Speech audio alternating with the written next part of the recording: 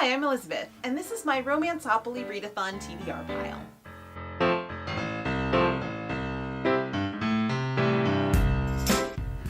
So if you're not familiar with Romanceopoly, this is a year-long reading challenge that I'm doing. I will link the Romanceopoly website down below so that you can get all the details from there if you're interested in doing this. This is I think one of two readathons that that they're doing this year, and they went ahead and published all the prompts for this readathon. There are 7 different prompts, and according to the rules, you can double up or triple up, whatever, on the prompts so that one book can count for more than one prompt, which is great because I just recently finished up the buzzword readathon, the who, what, when, where, why one, and partly because I was at a Polycon during the readathon days, I only made it through 2 books, which was not great.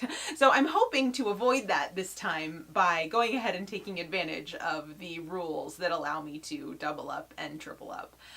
While I am at this, before I launch into my TBR pile for this readathon, I did want to talk about the other 2 challenges that I'm doing. So far and away, my most important challenge this year is not buying books. And if you are new to my channel and you haven't seen my project intro video, I will link that in the cards so that you know kind of what my rules are surrounding what I can purchase this year, because there are a very small number of books that I can purchase.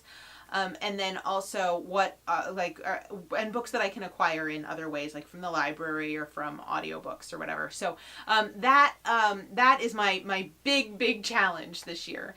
And then also from Steph's Romance Book Talk, the Romance Genre-a-thon. This one is actually a very manageable challenge. This is sort of like 1 or 2 books a month based on themes that Steph has selected, and these have all been just really good, like really topical, good for the month. The January was a couple of tropes.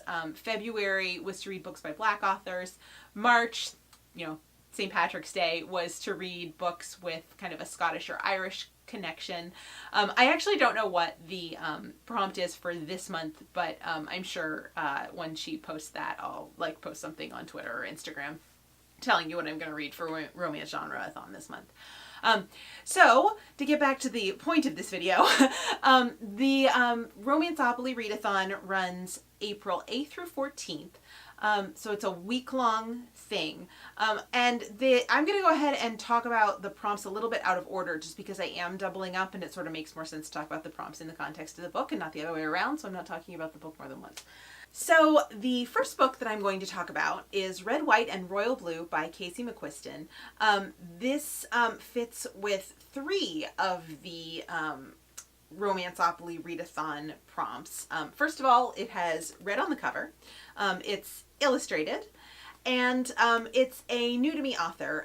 Casey McQuiston, she, but also they. I think this is their debut book, but might not be. I might be wrong about that. Anyway, I've never read any of their books, and this one has gotten a lot of early buzz.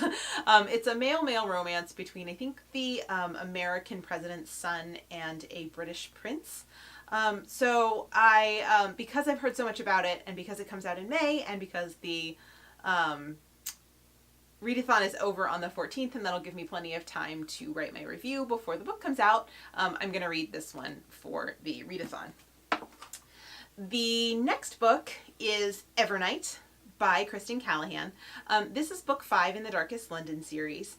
I have been working through this series for about the last month or so, and this book fits with 2 of the prompts. First of all, it's a one-word title, Evernight, obviously, although it's actually more of a name than a word, but whatever, it still counts. And then also it is on the Romanceopoly recommendation list, the list of recommendations for each prompt that's on their website. So this one is, fits with 2 of the prompts. If you are interested in more details about this book or about the Darkest London series, I've talked about this series a lot in recent videos. So I will link one of those in the cards and then link the other ones down below where I've talked about how much I adore this series and how much I think everyone should read it. And then the last book is one that fits with two of the prompts as well. That is Captive Desire by Robin Lovett. It fits with abs on the cover and a book that I already own.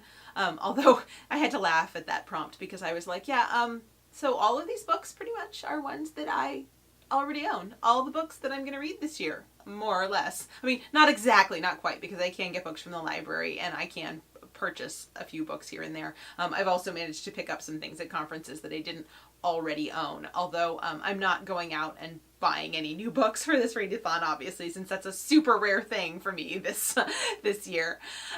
Anyway, so Captive Desire by Robin Lovett. I had read the first book in this series, Toxic Desire.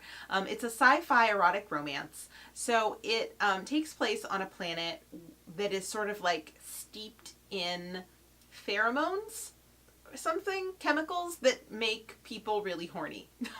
And so, as you would imagine, this is a pretty sexy series.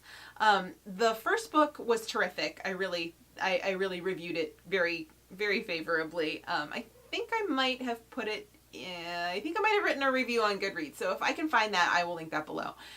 The second book came out a little while ago, Captive Desire, and I started to read it, but it didn't 100% grab me. So I'm going to go ahead and try again with it. This is my only ebook for this challenge, so I think that'll be good motivation for me to get through and read it during the readathon.